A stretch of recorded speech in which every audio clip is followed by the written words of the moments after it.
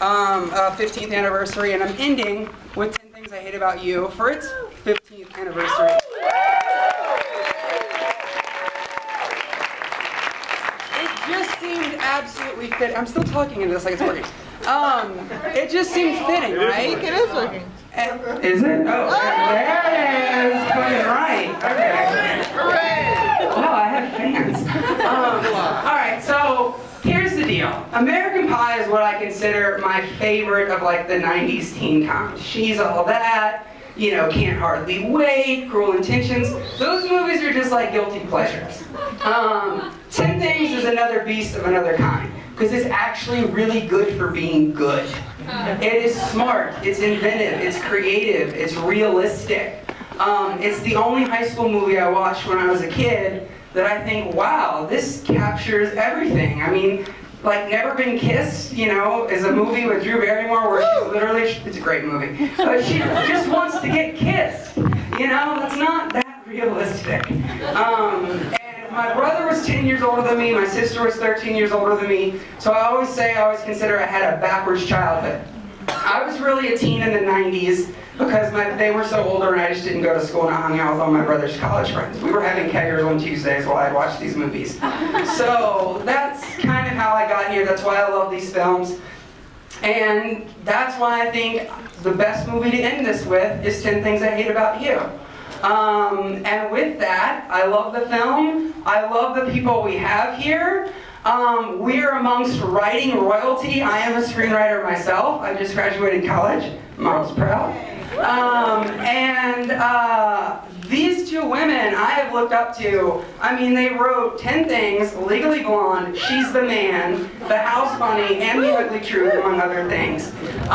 So it is an honor to have them here. And with that, we usually kind of, you know, split the cast different ways, but there's actually 3 women and 3 men, so let's do ladies first.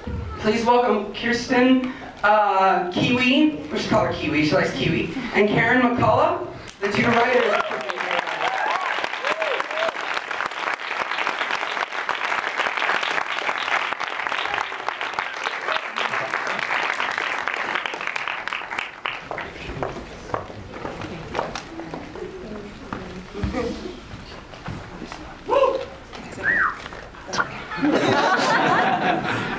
And then she was in Drive Me Crazy, which love the song, love the movie. And she's also my favorite character in Center Stage. I want to really impress her because next year's the 15th anniversary of Center Stage. So we want her back. So please, the lovely Susan Mae Pratt.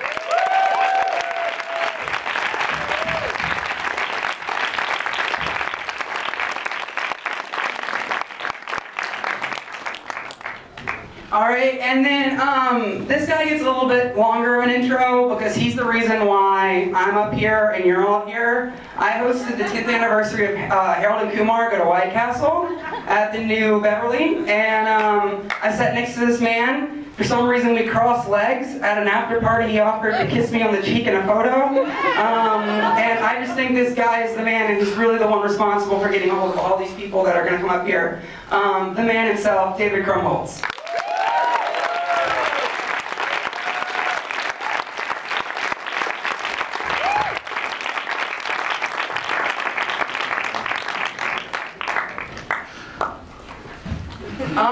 Now, we actually, we didn't announce this. We thought it'd be funner to do a surprise. We have a special guest tonight who, for 20 years, has been my personal idol. He starred in a little film called Angels in the Outfield. And he went on to do Third Rock from the Sun. And then now he, you know, is just kicking ass everywhere and has his own company. Mr. Joseph Gordon-Levitt.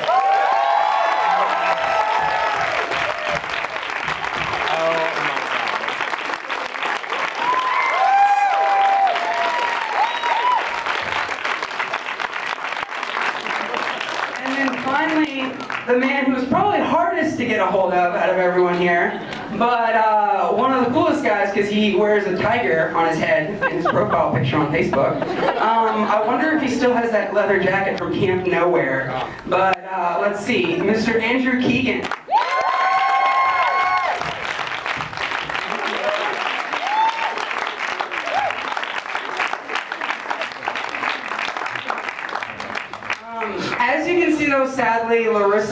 not with us. Last night, she lost her wallet, and to fly, you need an ID, and she didn't have a passport, and unfortunately, she couldn't get out of New York City. She's not here, but she sends her best wishes. In fact, she actually sent over a letter I'd like to read really quick. This is her, I'm gonna read it verbatim. You guys, thank you so much for coming out to play tonight. I wish I could be there with you, sharing the heartburn and bliss of teenagehood all over again and all together. Filming this movie was one of the best experiences of my life, and it's extra special that it still resonates. Are we too young to be nostalgic? Cheers to the 90s, the Pacific Northwest, and all the riot girls and boys. Love, Larissa. P.S.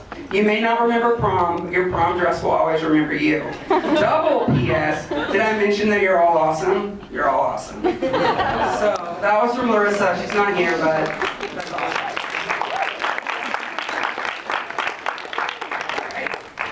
So thank you all for being here. Wow, this is a long process. I think I asked David 3 months ago to help out with this, and he was on board, and here we are.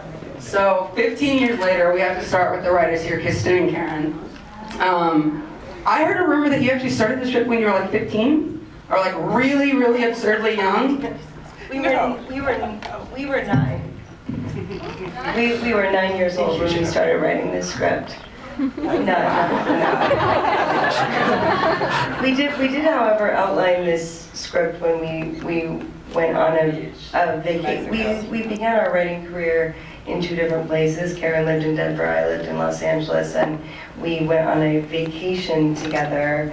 And it was a writing trip, but there was a lot of fear involved. We went to Mexico. Karen had a timeshare.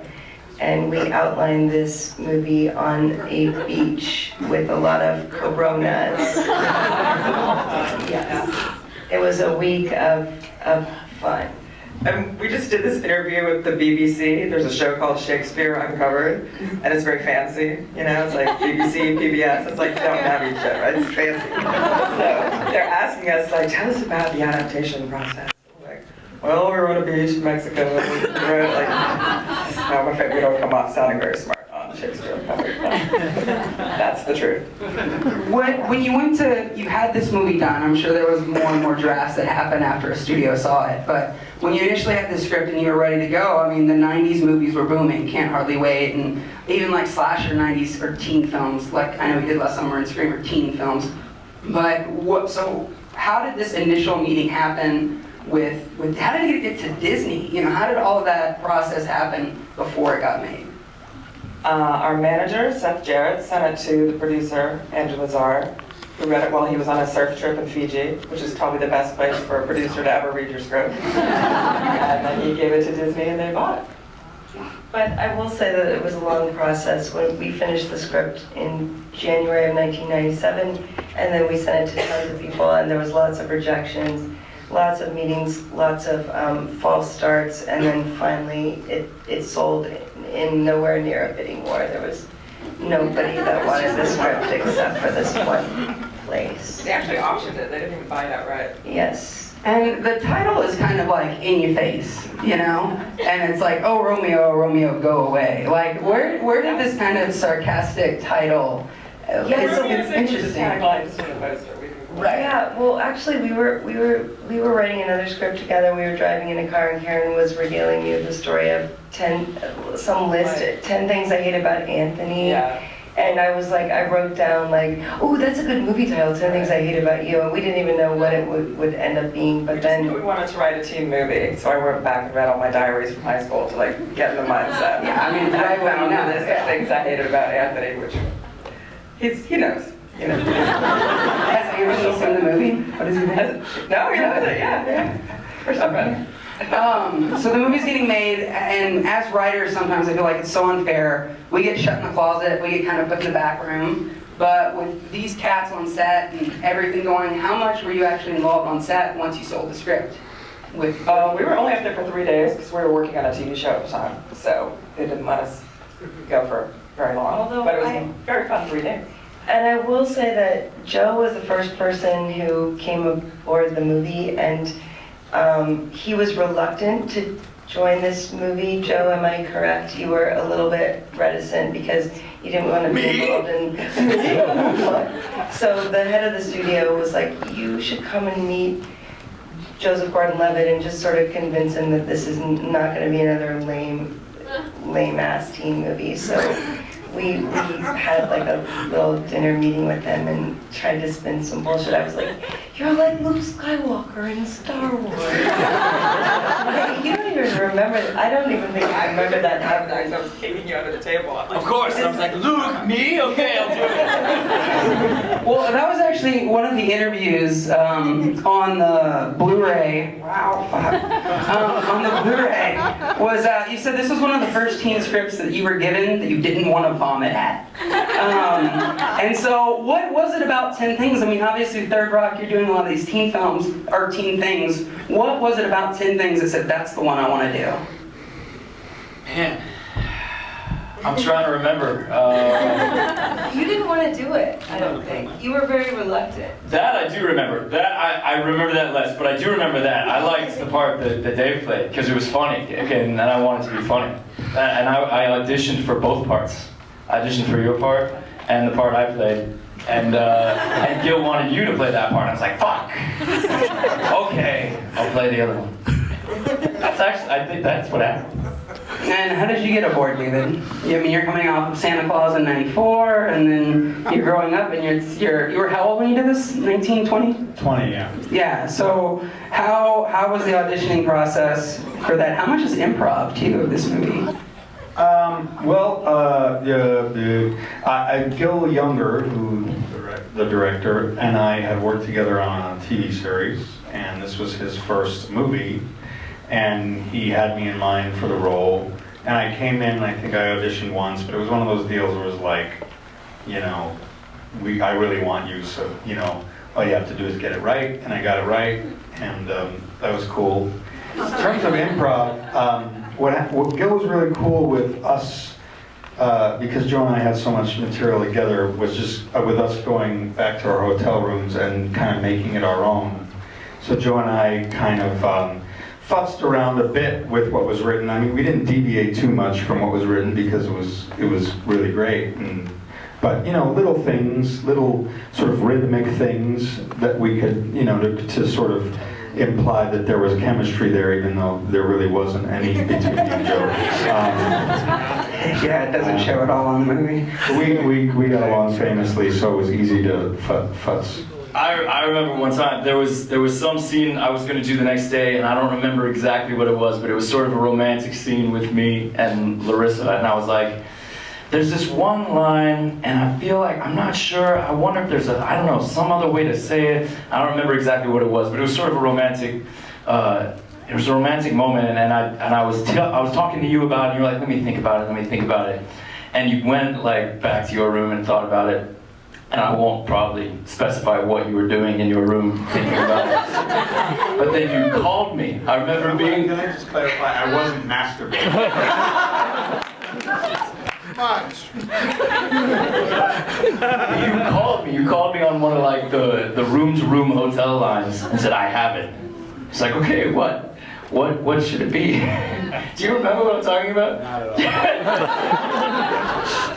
You said you should just say to her, Bianca, I just shit my pants. That was your suggestion. You like bothered to call me and tell me that. And I was like, well, these are the things that I remember from the times it's home. It was like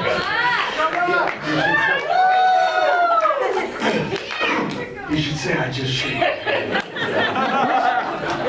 Okay, so David, you have a very interesting, it's my favorite scene with Andrew. Yeah. Where you get a dick drawn on your face. And I was just wondering, how many times did Andrew have to draw a dick on your face? Well, Andrew didn't. I gave Andrew lessons Was it in stunt drawing a hand? dick. You weren't great at drawing a dick, and I said, here's what it needs to be. Don't forget the balls. And the hair. The hair on the balls. So I'm not really sure how to add to this story. It happened a couple times. So you're clearly the jock type character of the film, the guy who thinks he's all that. I was wondering, in your experience though, like early career, did you ever have to do like weird modeling shoots for like hemorrhoids and all those other things, like Joey Evie Donner did? I don't think, no, I did not do that. Okay. I started very young, so I do remember when I was very, very young doing some like JCPenney's, but so I guess that would be the closest connection to that. Yeah. The one day only sale that happens every day. If I may ask, how old are you? Me? I'm 24. You're amazing. You have the greatest memory of all of this. No, There's well, so much information. More I than blame it on the Asperger's, but no, people call me they call me the Rain Man of movies. I can remember when the movie came out and what it grossed and what it was going against. It's just Okay, it's good to know that because you literally know so much. I'm scratching my head like, oh my god. Wait, you're 24. How old were you in the 90s when all these? I was 9 when my sister took me to see this. So, dude, like that's the thing. Like I was 9 years old. I remember there's a line that David has where he's like, "There's your spank bank," and I went and asked my mom. I was like, "What's a spank bank?" And then American Pie came out. My brother just told me everything.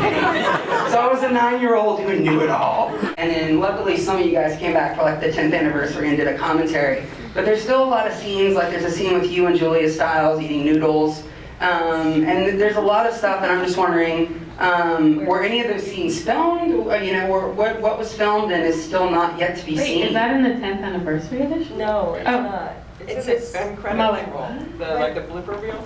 There's a documentary that has some like snippets of deleted scenes, and there's just a random scene of you and Julia eating noodles. Yeah, there were a And bunch I'm of like, well, I want to know what that conversation was. I think that was when she was talking about wanting to throw something. Yeah, that was that whole. Yeah, I'm glad that got cut. Okay. It's sad though, but okay. It's a happy movie. So for the Really mean it. For the actors, I have to say that this high school was kind of like the high school I wanted to go to. It was a fucking castle. So how was it like filming in that high school? And you guys had just done high school. So how did it kind of compare to filming a high school movie from the actual high school that you just went through?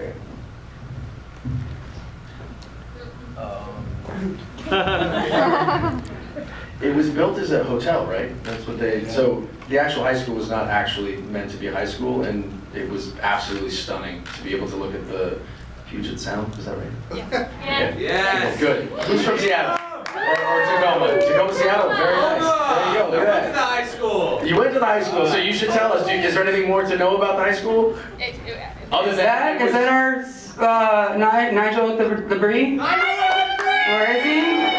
The guy who catches the golf balls and brings Nigel the Brie is here. So stand up. Yeah, he's actually here. And on top of that, not only did him and his now wife both go to the school, they've been together for 16 years and live in LA together. So to say that high school movies get it wrong, they're living proof that they're right. They can't have a happy ending. I will add. It's the best line of the movie. I will add that Kyle Cease recently came and visited us in Venice. And Bogey, right? yeah, he's a transformational comedian now and does workshops, and he's doing awesome work in the world. So just want to throw that out there since he's doing good stuff. He shouldn't be here tonight. No, I tweeted him. Did you? I tweeted. Hey, tweeting works. It does. I would have to call Allison Janney. Oh, man. We might need to do this again. Yeah. Well, there's a 20th anniversary. Hey, there can always be a 16th anniversary. A birthday happens every year for us, so.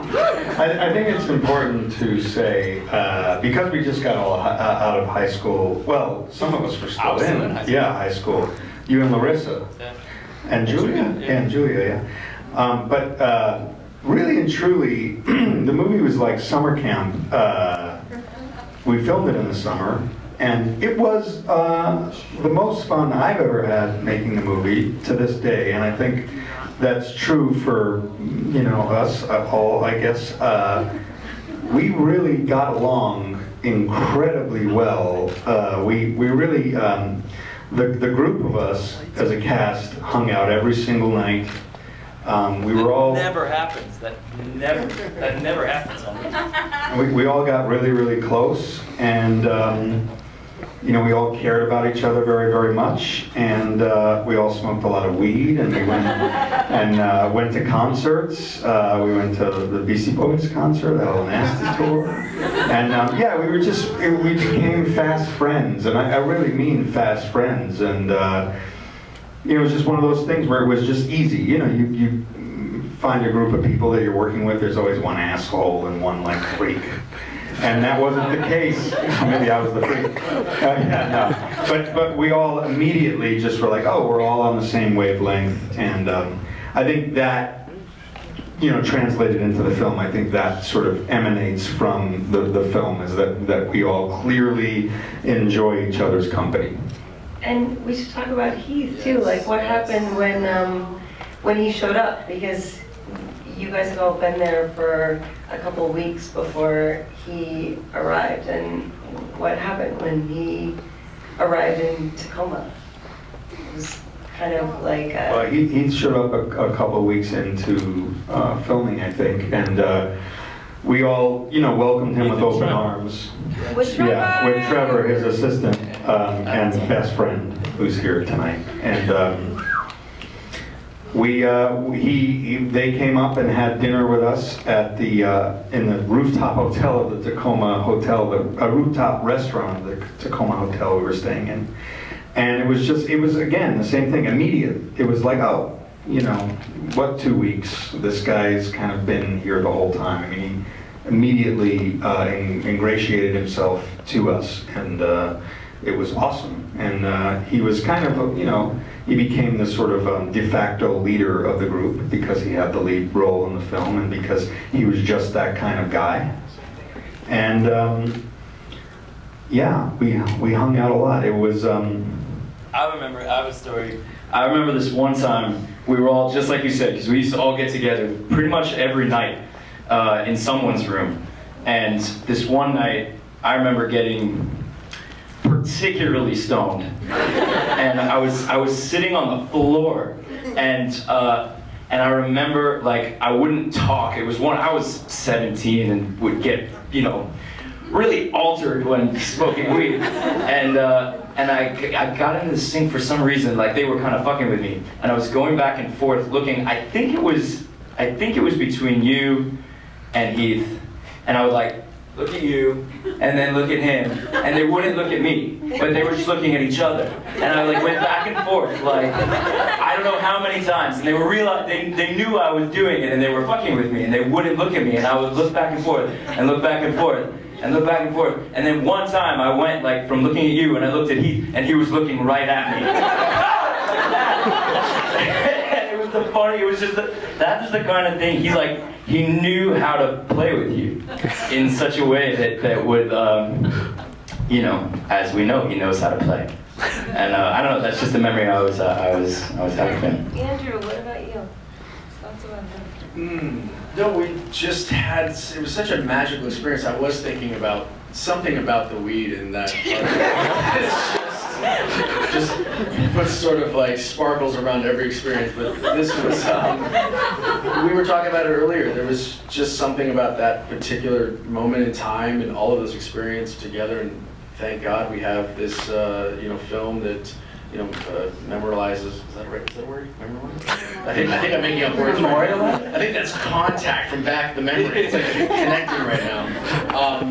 But there was just something so special about having that experience, and of course, we were even talking about all the time afterwards to be able to have shared with everyone here, and of course Heath, and of course Trevor's here tonight, and Trevor, come on up, come sit, come on to. Now, Yeah, it's good from there too. But we really just feel so connected through that experience, and of course, just want to honor his memory as he was just such a magical character. I know that I've learned so much and was so inspired having the opportunity to spend so much time, and I think that all of us resonate with that. So it's just it's wonderful to be able to share that experience with everyone. To be honest, and correct me if I'm wrong, I mean, what makes the experience of 10 Things I Hate About You really special, on top of the experience that we all share together, was that you guys and fans all over the place really love this movie, are obsessed with the movie. You show up and enjoy all the people you're working with, and you have a great time doing it, and you make, lifelong friendships. And then the bonus is that people appreciate it. And we've all done movies that people don't appreciate. And so this is one of those that I think we all are associated with till the end of our days, I guess. This is so it makes it extra special to know that people really appreciated it. And in terms of just the one thing I'll say about Heath is just that this was his first sort of foray into American films, and he had done a series in Australia called Roar that he was the lead in, and he had done a couple of Australian films, like independent Australian films, but this was his first big shot, and I just remembered distinctly how serious he was about this, how important it was to him, and also how somewhat he was grateful for all the opportunities that were coming his way. And there were many while we were filming, and he was getting scripts for the next thing and the next thing. And I just remember him feeling at times slightly sort of bewildered and overwhelmed by, oh my God, this is happening to me.